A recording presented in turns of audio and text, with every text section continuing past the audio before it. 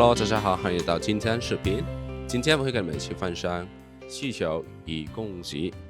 OK， 你知道吗？这个需求是什么意思？供给又是什么意思呢？ជាសួស្តីអ្នកមកត្រឡប់មកកាន់ Channel Business Method ថ្ងៃនេះเราនឹងលើកយកចំណុចសំខាន់មួយនៅក្នុង Economic ដែលយើងនិយាយពី demand និង supply ជាភាសាចិនយើងនិយាយពាក្យថា需求供给对不对吗តើពាក្យ需求នឹងមានន័យថាម៉េច供给មានន័យថាម៉េចហើយកត្តាខ្លះដែលធ្វើឲ្យទំនិញលើទីផ្សារវាលើសឬក៏វាខ្វះនៅពេលដែលអ្នកផលិតជួបបញ្ហាមួយចំនួនវាធ្វើឲ្យពួកគាត់នឹងផលិតទៅលើសទីផ្សារធ្វើឲ្យតម្លៃធ្លាក់ចុះគាត់ផលិតទៅខ្វះទីផ្សារធ្វើឲ្យតម្លៃកើនឡើងពិបាកដល់អ្នកទិញទូទៅកុំភ្លេចមើលវីដេអូរហូតចប់លោកsưនឹងលើកយកចំណុចសំខាន់នៅក្នុងចំណុចនេះចំណុចទី1老师能លើកយក影响需求的重要因素对不对吗有什么的第一就是商品价格នៅក្នុងចំណុចទី1老师នឹងលើកយកតម្លៃទំនិញ一般来说，商品价格越高，需求量越少；商品价格越低，需求量越多，对不对吗？ពេលដែលតម្លៃកើនឡើងនាំឲ្យបរិមាណតម្រូវការថយចុះពេលដែលតម្លៃ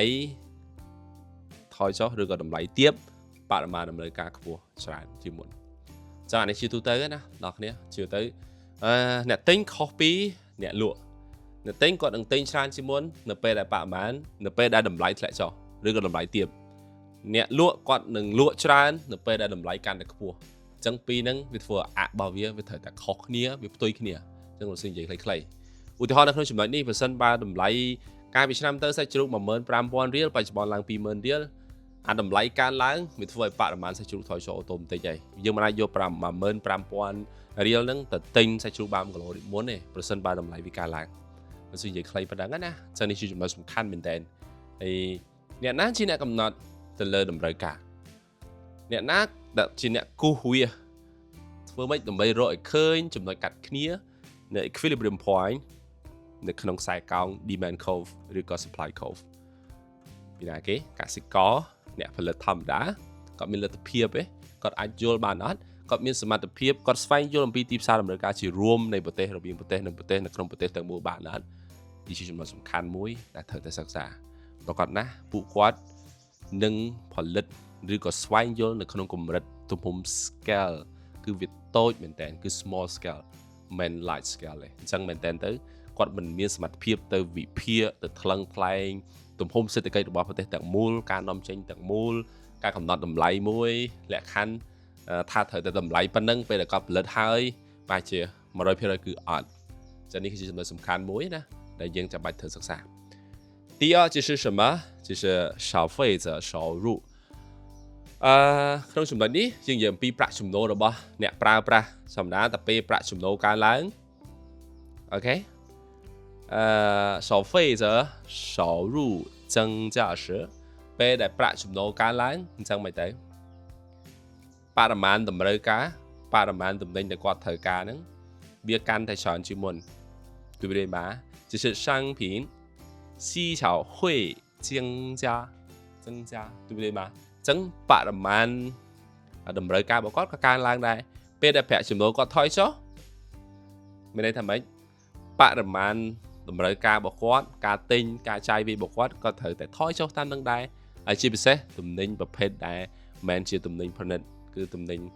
inferior good អញ្ចឹង inferior good គឺជាទំនិញមួយដែលវាងាយនៅក្នុងការ effect ទៅលើពេលដែលប្រាក់ចំណូលកើនឡើងឬក៏ប្រាក់ចំណូលថយចុះចានេះជាចំណុចមួយសំខាន់មែនតើណាដែលយើងយកមកសិក្សាវាបើសិនតែលឿនតិចណាហើយបើសិនជាមានចំណុចណាដែលអត់ទាន់ឬក៏ច្បាស់អូខេអ្នកគ្នាអាច comment នៅក្នុងវីដេអូមួយនេះអូខេចឹងចូលចំណុចមួយទៀតគឺយើងនិយាយពី就是消费者的偏好消费者的偏好យើងបកជាភាសាខ្មែរគឺភាសាអង់គ្លេសគេហៅ preference ណាគេសំដៅទៅលើចំណង់ចំណូលចិត្តរបស់គាត់ភាសាខ្មែរគឺចំណង់ចំណូលចិត្តហ្នឹងឯងរសជាតិចំណង់ចំណូលចិត្តរបស់គាត់អញ្ចឹงបើសិនបើពីមុនអូខេ以前的时候就是柬埔寨人很多就是老人喜欢喝咖啡如果我们说的咖啡喝咖啡就是老人不是年轻人但是呢现在很多的年轻人他喝咖啡去的咖啡店喝咖啡什么是的因为他们的变后改变了对不对嘛 OK 第四什么的就是我们说相关商品的价格相关商品的价格មានថា đầm lấyในตุ่มนิ่งได้จวบแบบบอลเนี่ยในครั้งสมัยนี้วิอาเมียนจะที่ได้ผินยังไงทำไหมที่ได้ผินคือยังตุ่มนิ่งจุ่มดูไอ้เนี้ยจังเบอร์ซันบ่าวทอท่าใส่โกใส่มอนใส่ไตรจังนะจังเบอร์ซันสไลด์ใส่โกล้างทลายกินนอนมียำใส่จูกไอ้ยังไงเบอร์ใส่จูล้างทลายกินยำใส่มอนใส่ไตรยังไงจากนั้นก็ให้ท่าจุ่มนิ่งจุ่มดูไอ้เนี้ยอันนั้นก็จะได้โปรแต่ละดำเนินการได้ชูเตอร์นะโอเคទី2យើងនិយាយអំពី complement good ដែលយើងនិយាយជាភាសាចិនយើងហៅថាម៉េច就是的互补品互补品ហ្នឹងគឺសំដៅទៅលើទំនិញបំពេញឲ្យគ្នាចាហ្នឹងក៏ជាផ្នែកមួយដែលវាជាឥទ្ធិពលដែរអញ្ចឹងពេលខ្លះប្រសិនបើមានការកើនឡើងទៅលើការប្រើប្រាស់ computer 電腦អញ្ចឹងប្រហែលជាមនុស្សជាច្រើនគាត់នាំគ្នាទៅទិញបើគាត់ទិញ computer គាត់ត្រូវទិញ charger គាត់ត្រូវទិញឆ្នាំងសាកគាត់ត្រូវទិញអីចឹងទៅអានឹងគេហៅថាចំណេញបំពេញឲ្យគ្នាបើកទិញរថយន្តក៏ត្រូវចំណាយលើការចាក់សាំងច្រើនជាងមុនចាអានឹងគេហៅចំណេញបំពេញគ្នាអញ្ចឹងងាយស្រួលយល់ណាតែក្នុងភាសាចិនគេប្រើពាក្យថា互补品对不对吧បាទនៅក្នុងចំណុចបន្តមកទៀតគឺ人口数量គឺចំនួនប្រជាជន population អញ្ចឹងធម្មតាបើកាលណាគេលក់ទំនិញគេទៅរកកន្លែងណាដែលទីប្រជុំជនមានមនុស្សច្រើនប្រសិនបើកន្លែងនោះគឺមានមនុស្សតិចយ៉ាបើគាត់ណាតម្រូវការក៏តិចដែរនៅលើទីផ្សារហើយបើសិនបើមានមនុស្សច្រើនធ្វើឲ្យតម្រូវការទំនិញក៏ច្រើនដូចគ្នាងាយស្រួលស្ដាប់ណាងាយយល់ទូទៅធម្មតាចំណុចចុងក្រោយគឺចំណុចសំខាន់ហើយកំពុងតែជួបប្រទះនៅក្នុងពេលបច្ចុប្បន្នដែលយើងនិយាយអំពី消费者预期 Okay price expectation in the future គឺជាការរំពឹងទុកទៅលើតម្លៃនាពេលអនាគត expectation price ណា expected price in the future តម្លៃរំពឹងទុកនាពេលអនាគតចឹងអានេះគឺជាចំណុចមួយដែលសំខាន់មែនតើចឹងធម្មតាមនុស្សយើងគាត់នឹងនាំគ្នាទៅទិញច្រើនជាងមុននៅពេលដែលគាត់ expect ថាគាត់រំពឹងថាក្នុងភាសាចិនអានតែ EG នៅពេលដែលគាត់រំពឹងថាទំនិញប្រភេទហ្នឹងនឹងមានតម្រូវការច្រើនជាងមុនចឹងគាត់នឹងនាំគ្នាទៅទិញប្រភេទទំនិញហ្នឹងច្រើនតាមលទ្ធភាពដែលគាត់អាចទិញទៅបានចឹងវាធ្វើឲ្យតម្លៃទំនិញមួយហ្នឹងត្រូវតែកើនឡើងថ្លៃដូចគ្នាកាលណាបរិមាណតម្រូវការកាលណាមានអ្នកត្រូវការច្រើនជាងចំនួនដែលគេផ្គត់ផ្គង់លើទីផ្សារនោះនឹងធ្វើតម្លៃទំនិញកើនឡើងបន្តិចអញ្ចឹងយើងស្ដាប់ស្រួលយល់ហើយណាអូខេហើយអានេះគឺជាដូចដល់ស៊ុយបាននិយាយអញ្ចឹងវាគឺជា basic ទេវាមិនមែនជាកម្រិតខ្ពស់ណាទេអញ្ចឹងដែលយើងគ្រប់គ្នាគួរយល់គួរស្គាល់ជៀសវាងការគិតឬក៏ការយល់ខុសទៅលើស្ថានភាពណាមួយអូខេចូលដល់ចំណុចមួយទៀតដែលយើងនឹងផ្ដោតជាសំខាន់ទៅលើ供给供给ក៏មានចំណុចរបស់វាដែរ影响供给的主要的因素对不对吗ចំណុចដែលជាឥទ្ធិពលទៅលើគេចំណុចដែលជាឥទ្ធិពលទៅលើការផ្គត់ផ្គង់ក៏មានដូចគ្នាដែរអូខេចំណុចទី1ពាក់ព័ន្ធជាមួយនឹង生产成本生产成本ហ្នឹងគឺយើងផ្ដោតសំខាន់ទៅលើ cost គឺយើងសំដៅទៅលើraw material ធនធានដើមកាលណានិយាយពី cost វាអាចមានដូចជាការចំណាយថ្លៃដើមទៅលើធនធានធម្មជាតិដែលក្នុងភាសាចិនហៅចរន្តឬក៏人力责任 human resource ឬក៏ again 就是责本责人 capital resource អញ្ចឹងនេះគឺជាចំណុចមួយដែលចាំបាច់ប៉ុន្តែអ្វីដែលវាពិភពលោកគេបារម្ភជាងគេបំផុតគឺសំដៅទៅលើចរន្តគឺ natural resources natural resources វាអត់អាចកើតឡើងវិញទេហើយវានឹងជួបបញ្ហាច្រើនពេលដែលគេផលិតទំនិញមួយគេប្រកាសជាស្គាល់អំពី input process និង output ឬក៏ backward process and forward នៅក្នុង economic វានឹងនិយាយពីរឿងនេះច្រើនហើយនៅក្នុងចំណុចនេះដើម្បីធ្វើម៉េចឲ្យថ្លៃទំនិញនឹង price ដែលលក់ចាក់ដែលលក់នៅលើទីផ្សារល្អគឺចាំបាច់ត្រូវយើង control គឺយើងត្រូវមានសមត្ថភាពនៅក្នុងការទប់ទៅលើថ្លៃដើមល្អបើមិនបើយើងកំណត់ទៅលើថ្លៃដើមអត់បានត្រឹមត្រូវយើងនឹងជួបប្រទះនឹងបញ្ហាជាច្រើនគឺយើងអាចយើងមានន័យថាយើងផលិតហើយយើងលក់អត់ចំណេញក៏ថាបានដែលធៀបទៅនឹងប្រទេសជិតខាងរបស់យើងគេលក់បានចំណេញប៉ុន្តែយើងលក់អត់ចំណេញអានឹងដោយសារអីគេដោយសារថ្លៃដើមនេះខ្ពស់ពេកបើថាធ្វើកសិកម្មគាត់ចំណាយលើ fertilizer គាត់ចំណាយលើជីច្រើនគាត់ចំណាយលើ labor cost ថ្លៃកម្លាំងពលកម្មខ្ពស់អញ្ចឹងគាត់ជួបប្រទះនឹងបញ្ហាជាច្រើនដែលគាត់អត់អាចទៅ compete នៅលើទីផ្សារបានទេគួរប្រជែងលើទីផ្សារបានទេអញ្ចឹងនេះគឺជាចំណុចមួយដែលចាំបាច់ត្រូវតែសិក្សាក្នុងតែចាត់ទៅលើការប្រកបទី听到老师说吗？老师个他端那可能什么能？第二是技术水平 technology 在改不起，កម្រិតបច្ចេកវិទ្យាអានេះក៏ជាចំណុចសំខាន់ដែរពេលដែលបច្ចេកវិទ្យាកាន់តែកើនឡើងកាន់តែរីកចម្រើននោះនាំឲ្យការផលិតនឹងច្រើនជាងមុនបានច្រើនជាងមុនលឿនជាងមុនល្អជាងមុនអូខេបច្ចេកវិទ្យាអត់ដល់ល្អប្រសើរយើងផលិតយើងចំណាយលើ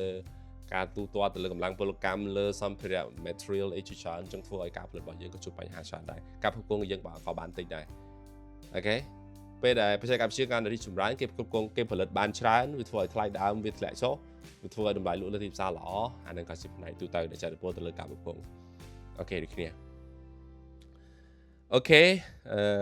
បន្តមកទៀតពាក់ព័ន្ធជាមួយនឹង生产者数量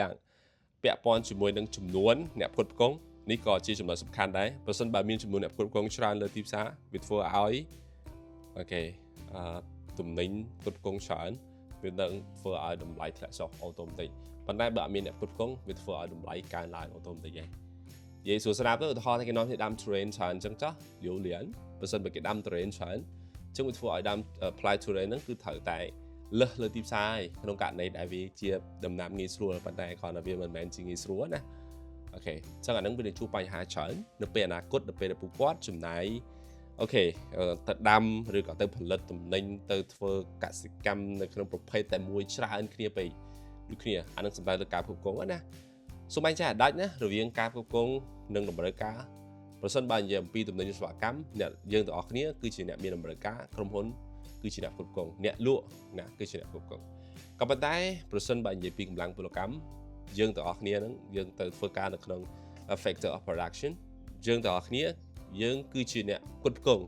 ក្រុមហ៊ុនគឺជាអ្នកមានតម្រូវការអញ្ចឹងបាញ់ចែកដាច់ពីហ្នឹងណាកុំយកមកលោកឡំគ្នាអត់ដូចគ្នាទេបន្តមកទៀតពាក់ព័ន្ធជាមួយនឹង是政府政策រដ្ឋាភិបាល政策 policy គោលនយោបាយរដ្ឋាភិបាល government policy អានេះក៏ជាចំណុចមួយដែរអញ្ចឹងបើសិនបើរដ្ឋាភិបាលគាត់ជំរុញកន្លែងណាច្រើនជាងគេគាត់អនុគ្រោះពន្ធនៅកន្លែងណាគាត់ជំនួយលុយកន្លែងណាដែលក្នុងភាសាអង់គ្លេសគេហៅថា government subsidize ដែលក្នុងភាសាចិនគេអានថា是政府补贴អូខេ补贴ហ្នឹងគឺសំដៅលើ subsidize ការឧបត្ថម្ភទុនអញ្ចឹងជាទូទៅវាធ្វើឲ្យកំណើនទៅលើវិស័យមួយនឹងច្រើនប្រសិនបើពួកគាត់ឧបត្ថម្ភទុនអូខេឬក៏គាត់អនុគ្រោះពន្ធដោយ education របស់ខ្មែរអញ្ចឹងគឺគេអត់យកពន្ធទៅលើប្រាក់ចំណេញទេគឺស្មើ 0% លើតែពន្ធប្រាក់ខែពន្ធអីធម្មតាណាអញ្ចឹងធ្វើឲ្យមានសាលារៀនជាច្រើនដែលកំពុងតែមានវត្តមានឬក៏បើកនៅសាលាជនជាច្រើននៅលើស្រុកខ្មែរអញ្ចឹងនេះគឺជាចំណុចមួយដែលយើងត្រូវតែស្គាល់ត្រូវតែសិក្សាដែរអូខេដូចគ្នាពាក់ព័ន្ធជាមួយនឹង就是生产者预期ការរំពឹងទុករបស់អ្នកផ្គត់ផ្គង់ដូចគ្នាអញ្ចឹងបើអ្នកផ្គត់ផ្គង់គាត់រំពឹងទុកថាទំនិញនឹងមានតម្រូវការច្រើនគាត់នឹងនាំគ្នាទៅផលិតច្រើនដូចគ្នាអញ្ចឹងនេះគឺជាចំណុចទូទៅណាហើយបើគាត់អត់សូវមាន expectation ថាប្រភេទទំនិញនឹងវាល្អប្រសើរវាមិនខុសពីអ្នកគុកជាដីដែលគាត់ទៅទិញដីដើម្បីទុកជាចំណេញដូចគ្នាណាទូទៅធម្មតាអូខេឥឡូវយើងមកមើលក្នុងចំណុចទី1យើងនិយាយអំពី law of demand ដែលយើងនិយាយក្នុងភាសាចិនយើងប្រើពាក្យថា需求定律អូខេគ្រូបាននិយាយខាងលើឲ្យខ្លះទាំងហ្នឹងប្រសិនបើ商品价格越高需求量越少ប្រសិនបើតម្លៃទំនិញកាន់តែខ្ពស់នោះនាំឲ្យបរិមាណតម្រូវការកាន់តែតិចអូខេប្រសិនបើ商品价格越低需求量越多对吗ប្រសិនបើតម្លៃទំនិញនឹងទាបវាធ្វើឲ្យបរិមាណតម្រូវការគាត់កាន់តែច្រើនមេថាម៉េចតម្លៃខ្ពស់បរិមាណតម្រូវការទាបតម្លៃទាបបរិមាណតម្រូវការខ្ពស់ឬក៏ច្រើនអញ្ចឹងខ្លីៗណាសាមញ្ញលោកស៊ីក៏ថាអ្នកគ្នាស្ដាប់យល់បន្តមកទៀតយើងចូលដល់ចំណុច law of supply ដែលយើងនិយាយក្នុងភាសាចិនគឺ供给定律对不对吗អានេះគឺជាចំណុចមួយដែលយើងអាចយកមកប្រើប្រាស់បានគេថាម៉េច商品价格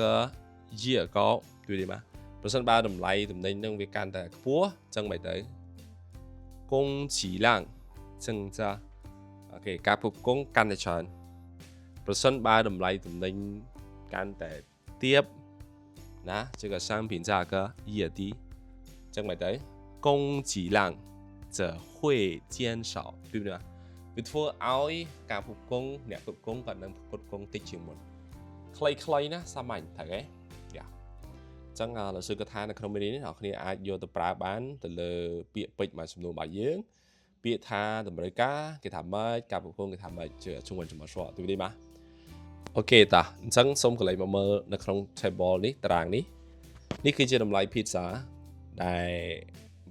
យើងគិតទៅលើតម្រូវការយើងសិក្សាទៅលើតម្រូវការនិងការផ្គត់ផ្គង់អ្នកគ្នាឃើញតម្លៃ pizza មាន$5 $6 $7 រហូតដល់12អូខេក៏ប៉ុន្តែតម្រូវការគឺមានន័យថាម៉េចពេលដែលតម្លៃថោកតម្រូវការច្រើនពេលដែលតម្លៃកាន់តែខ្ពស់តម្រូវការកាន់តែធ្លាក់ចុះអាហ្នឹងវាទូទៅណាយើងឃើញរូបរាបនេះគឺធ្លាក់ចុះចឹងអូតូម៉ាទិកក៏ប៉ុន្តែសម្រាប់ការផ្គត់ផ្គង់វិញមិនទេពេលដែលតម្លៃវាកាន់តែខ្ពស់ធ្វើឲ្យបរិមាណរបស់វាកាន់តែច្រើនជាងមុនហ្នឹងទូទៅអញ្ចឹងមានន័យថាម៉េចយើងអាចគូសបានក្នុងនាមជាអ្នកផលិតឬក៏ក្នុងនាមជាអ្នកលក់អ្នកផ្គត់ផ្គង់ទំនិញគាត់ធ្វើម៉េចត្រូវឲ្យឃើញថាតើ equilibrium point នៅកន្លែងណាដែលក្នុងភាសាចិនគេអានថាជឿហងទៀនតើនៅក្នុង equilibrium point ចំណុចលំនឹងលើទីផ្សារឬក៏ចំណុចសមតាក៏បានឬក៏យើងនិយាយថាចំណុចលំនឹងទៅឬក៏ប្រសពគ្នាស្រួលស្ដាប់ណាវាងាយទៅនៅកន្លែងណានៅក្នុងចំណុចប្រមាណតម្លៃប្រមាណដែលយើងយកមកប្រើប្រាស់អូខេអញ្ចឹងជឿទៅយើងនឹងគូបានខ្សែកងរបស់វាបែបនេះគឺជាសម័យកាលបន្ទាត់ត្រង់ដោយសារតែវាមានការឡើងថេឬការខុសថយចុះថេយើងមើលទូទៅធម្មតាណាតាមពិតបរិមាណទំនិញឬក៏តម្រូវការជាក់ស្ដែងលើទីផ្សារវាអញ្ចឹងក៏ប៉ុន្តែគេគិតវាជា average នៅក្នុងការកំណត់ឬក្នុងការគូសវាឲ្យចេញទៅជារូបរាងបែបនេះដែលសម័យកាលវា y ស្មើ x បូក b សម័យកាលបន្ទាត់ត្រង់ធម្មតាយើងនឹងឯងអក្សរនឹងតាំងដោយតម្លៃចាក៏អដេកនឹងតាំងដោយ数量បរិមាណអញ្ចឹងយើងនឹងគូសចេញ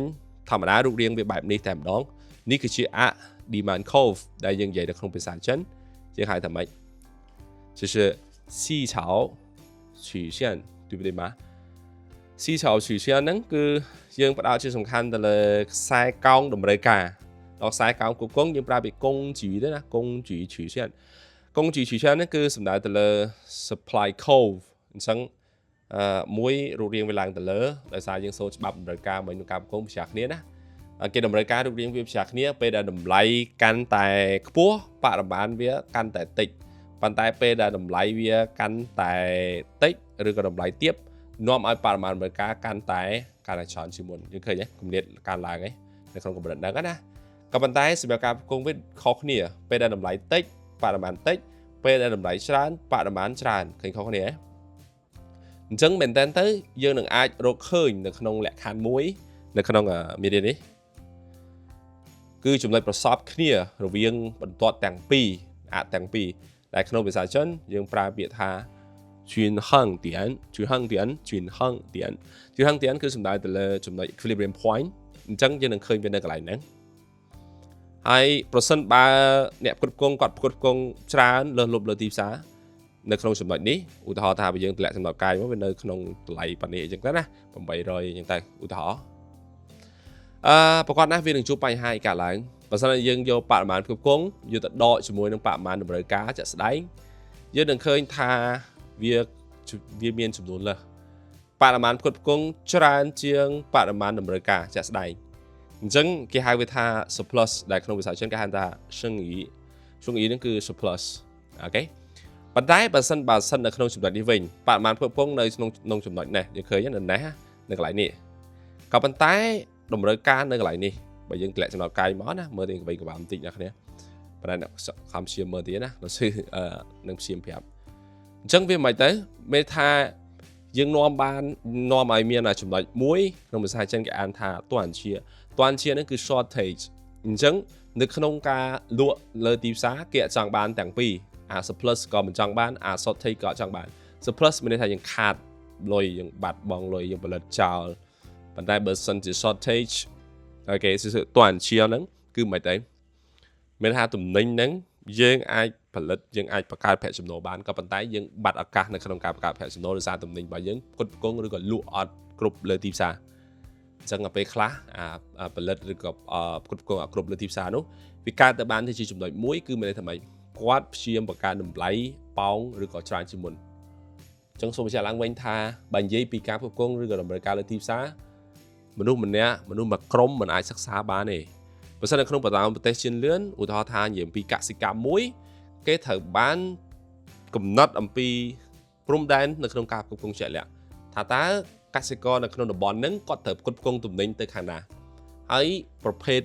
ដំណាំប្រភេទហ្នឹងតើវាមានតម្រូវការប្រមាណភាគរយនៅក្នុងតំបន់មួយហ្នឹងអត់អាចកំណត់ថាអូខេដាំអីដាំទៅហើយដល់ពេលយកទៅលក់វាធ្វើឲ្យចាលឬក៏ដូចគ្នានៅក្នុងរដូវតែមួយអត់ទេអញ្ចឹងបើសិនជាគាត់ដាំ salad អូខេគាត់ដាំអូខេ potato ឬក៏ដាំអីបែបចំនួនរបស់គាត់ឯងអញ្ចឹងគេត្រូវបែងចែកប្រភេទដំណាំនឹងខុសគ្នាជាក់លាក់ក្នុងបរិមាណត្រឹមត្រូវដើម្បីផ្គត់ផ្គង់លើទីផ្សារមួយនៅក្នុងតំបន់មួយជាក់លាក់អត់អាចយកទៅផ្គត់ផ្គង់ឬក៏ដាំដោយពុំមានការបែងចែកនៅបើនិយាយនៅក្នុងនេះគេថា target segment វានៅក្នុង P chart តើប្រមាណភាគរយទៅលើទំនិញប្រភេទណានោះធ្វើឲ្យទំនិញមួយហ្នឹងគឺអត់នេះទេអញ្ចឹងមែនតើទៅវាគឺជាចំណុចមួយដែលស្ថិតនៅក្នុង governance មួយដែលចាំបាច់ត្រូវតែគ្រប់គ្រងចាំបាច់ត្រូវតែ check control នៅក្នុងបរិបទណាមួយជាក់លាក់នេះគឺជាចំណុចមួយដែលយើងនិយាយពីគេតម្រូវការក្នុងការគ្រប់គ្រងអញ្ចឹងណាអូខេអញ្ចឹងលោកស៊ឺសូមលើកឡើងយកប៉ុណ្ណឹងចុះហើយសង្ឃឹមថាក្នុងចំណុចនេះអ្នកគ្នានឹងអាចយកទៅប្រើប្រាស់បាននៅក្នុងចំណេះដឹងនៃការប្រើភាសាចិនសូមបញ្ជាក់ឡើងវិញប្រសិនបើអ្នកដែលមិនទាន់ subscribe នៅក្នុងវីដេអូនេះសូមកុំភ្លេច subscribe